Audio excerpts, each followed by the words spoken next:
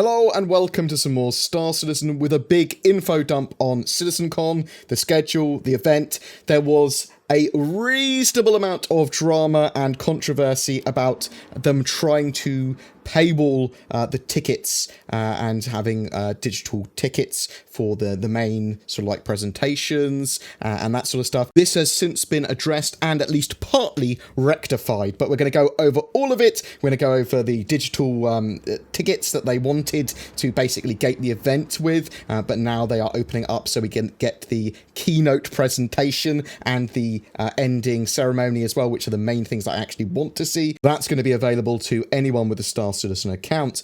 The additional bits, so there's some stuff on the second stage and there's some other presentations that are going to be happening throughout the day at CitizenCon. They require a digital ticket and you get some other stuff with that as well, but we'll go over it in this video.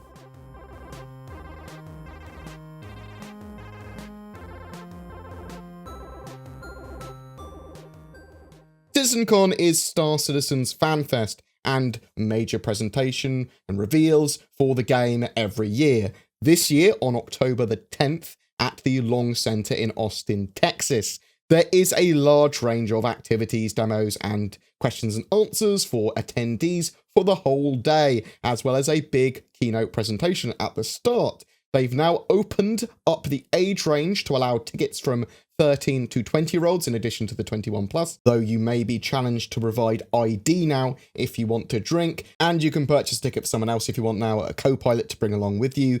There have been some changes to CitizenCon with tickets that are, as I said, going to cause some controversy. You can now grab a digital goodies pack for the event if you're not attending for $10. This will see you get some exclusive digital items, an in-game wearable duster jacket, a CitizenCon 2948 trophy, a CitizenCon 2948 weapon, and access to purchase exclusive CitizenCon merchandise. There are also tickets available to the Bar Citizen on the day before, on the 9th of October, for $21.65. That includes 2 drinks, so I suppose that's fine. You get drinks out of that if people want to attend. The live streams throughout the day are what caused the anger, though. So they basically said you needed a digital ticket to watch any of it. So that's including the main presentation that we'd get every year and the closing ceremony as well. But there's a huge amount of other stuff going on throughout the day, which we'll get to in a minute. But basically, they originally said you need a digital ticket, which would cost you $20, or you need to be a subscriber or concierge, so at least $10 entry to watch all of that stuff live. Now, they have since changed that. They've said the opening ceremony and the closing ceremony, so the keynote address, the main presentation part that I desperately want to watch, and the end, which I think is actually going to be a roadmap type portion. They're going to talk about getting Star Citizen towards completion and major milestones and that sort of stuff that they've got planned. That is going to be available to anyone that has a Star Citizen account now. But if you want to watch any of the other bits live, you are going to have a digital ticket. Now, all of that content will be on YouTube at some point, so please bear that in mind. And the keynote presentation and probably the closing ceremony will be up on YouTube very, very quickly as well. So CitizenCon better be damn amazing to justify the digital ticket price, though I said you can grab a $10 sub to get in, or just wait a little bit longer. At the very least, I know a lot of people will be tuning in for mine and Noobifier's summaries now. There is a question in their FAQ. Why do I have to pay for the live stream? And the answer there is the scope of this year's event, plus the staffing and technical requirements of streaming 2 parallel stages, necessitates a ticket price. We strive to provide a digital experience that is satisfying and comprehensive as possible. So that does mean we get to see both stages. There's the main stage where the big main content will be going on and some of the more highlighted bits and bobs, but also there is a second stage. So they have said they're doubling the size and scope of last year's event. There is a schedule up as well and some other info about the event, what's going to be shown and demoed on stage. So there's the opening keynote, which is at 1 p.m. local time to kick stuff off, and local time is GMT -5, which is Austin's local time. I think this is around 6 or 7 p.m. in the UK and Europe. Then after that, it looks like the streamed and main content is on 2 different stages, and this will be creating visuals for the verse, creating assets, making it a trophy and custom weapon, the art of Hurston and Lorville, design stuff from Tony Zerovic, which is actually something I desperately want to watch, players and NPC art and tech, alien ecosystems and biomes, again, something not to miss, creating modular elements in game, the new Star Citizen flight experience. I assume this is actually the new flight model working and behind the scenes with that as well. Again, that's probably pretty damn important. VFX things, weapon sound FX things, exploring the advanced tech behind new game additions. Interesting, because new game additions potentially means some new mechanics or maybe just fleshing out the ones that they've already got, but I'm interested to see that as well. Voice over sound mixing, Lawmakers Alpha 3.3 stuff, and at the end, there was something mentioned as Road to Release from Chris Roberts. So could this be a more accurate long-term schedule, or maybe sort of like some dates, roadmaps, maybe a release date for Squadron 42 Episode 1? I mean, I know that's a lot to hope for, but it's something that they're going to have to put something in that section. So they're going to have to talk about what major milestones there are going to be, and hopefully that's going to be beyond 3.6. The attendees, there looks like there's going to be some other cool stuff. They said, get your picture on a Dragonfly yellow jacket. I assume that's going to be made by the prop maker fabrication guy again, that made the Saber Raven. He also has a website you can actually get Star Citizen props on, which I will link down below.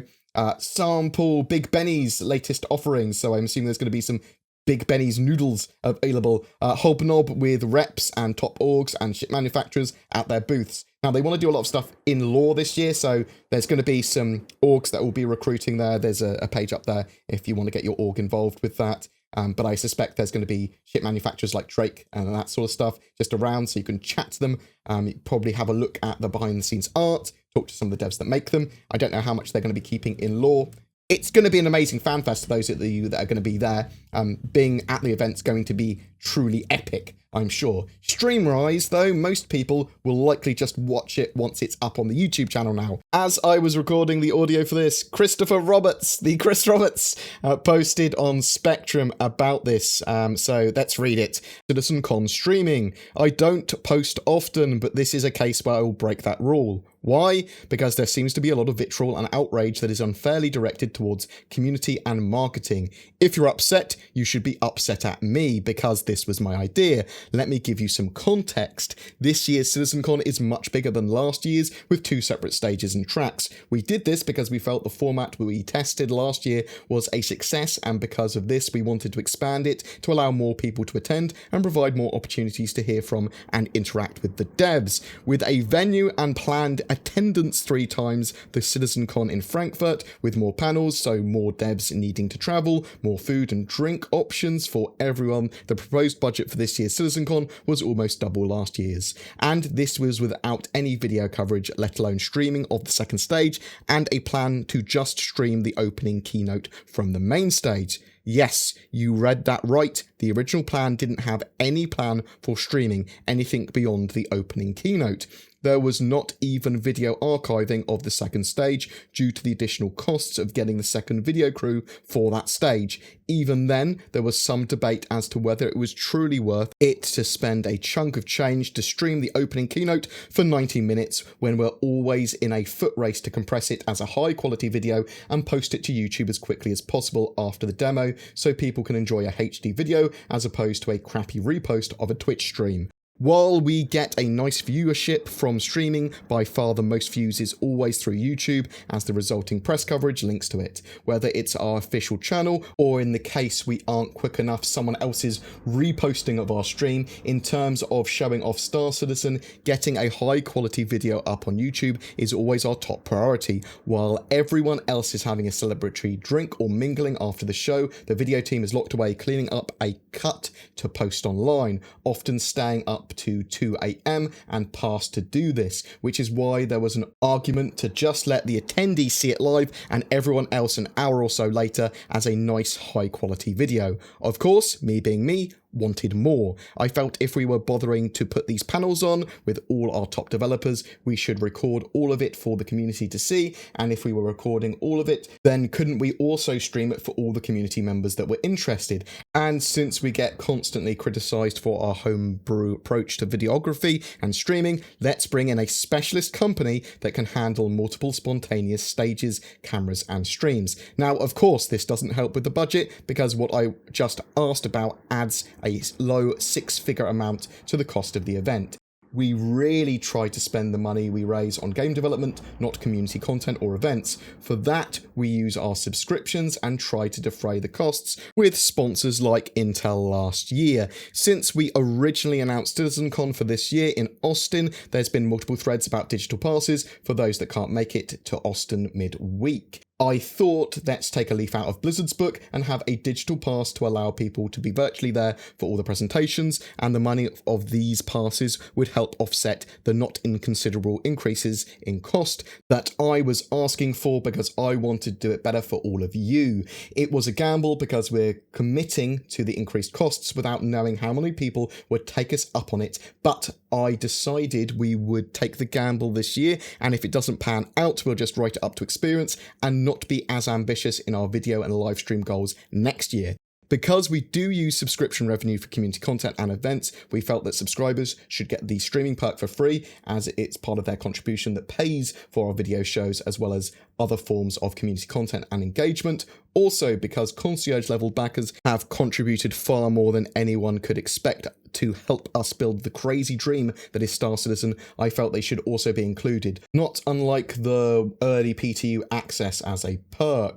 The plan is to record all presentations at high quality, edit and post them to YouTube as we go, with the keynote being up as soon as possible after it is finished, and the other panels going out over the following days. You've got to give the video team some time. We're talking 10 hours of finished content. Nothing was ever planned to be paywalled or withheld from the community, and honestly, I like the idea of most people seeing the presentations in their own time as a high quality video, rather than a stream of potentially questionable quality. The live stream aspect was always intended for the most ardent community members that wanted to see it live as it unfolds, but can't make it to the event to be there in person. We are not likely to cover the costs of the additional coverage and live streaming, but I felt it should be fiscally responsible and try to defray at least some of the additional costs, which is how the current plan came to be. We debated back and forth about whether we want to stream the keynote and closing for everyone and have the rest require a streaming pass, or require a streaming pass for all of it. We ended up coming down on the side of the pass for all, mostly for our ability to deliver a high quality video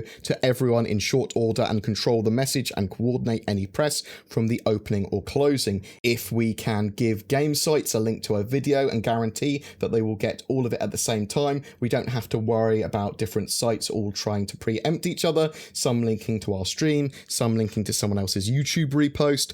What we didn't anticipate is how dearly some of you value watching the main CitizenCon presentation live. I get that some of you may not be considering these nuances when you're whipping out your pitchforks, which is why I thought it would help to detail our thought process and decision process.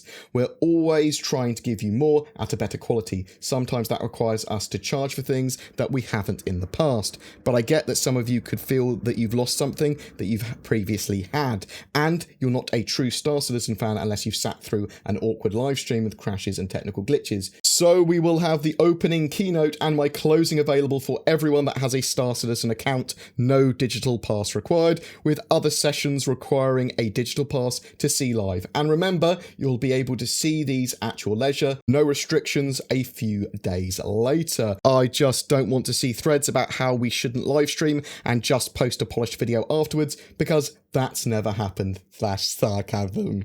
Peace, Chris. This is them responding pretty quickly to a lot of clear outrage on the situation, which is at least good. I will give them credit for that. This was the minimum that I wanted, that people getting the closing and keynote speech available to everyone. That is the main thing that people want to see. And yeah, if they need to charge or they want to charge for more, it's a bit shitty, but I'm not going to pitchfork it. That is a lot better. So with that in mind, all you'll need to do is make a Star Citizen account to watch that live stream, or at least the main parts of it, the opening keynote and the closing. That's the main bits anyway. Subs and concierge are likely to be a large portion that want to tune in for the rest, and they already get a ticket. I can see what they're trying to do with the digital tickets. They're trying to cover costs of the event, potentially trying to make it self-sufficient and trying to make it as professional and established as possible, like Blizzard. They're looking at Blizzard and BlizzCon and they're going, oh, let's do it like that.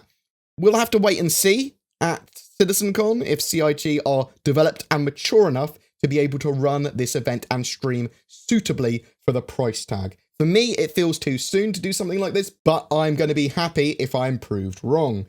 Please feel free to share your opinions and views down below, but please be civil. It's not anyone's duty to defend CIG or Star Citizen. I do feel people have the right to criticise. Conversely, I'm actually holding on to any major criticism until after CitizenCon, and if you are annoyed, vote with your wallet is my advice. Don't buy a ticket if you don't agree with what they're doing, as to marketing, stats and data are what will be used to influence their future decisions. When I saw this news, I made this sound. Ugh, because they could have gotten away by having a digital goodies pack, because I think that's something I probably would buy standalone from CitizenCon if I couldn't make it.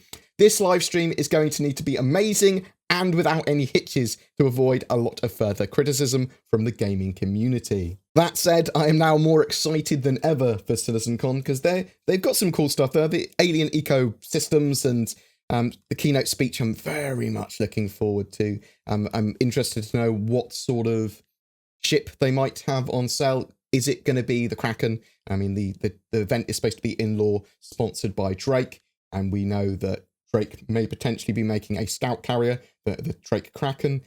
Also, things like the Titan suits, and people have been wanting them for a long, long time. So there's lots of stuff they can do that will be great for CitizenCon, that it isn't necessarily just for people attending. There is a lot of stuff there that I'm looking forward to in their schedule. Thank you so much for your continued support, guys, and for watching. Please take care, and I'll see you in the verse.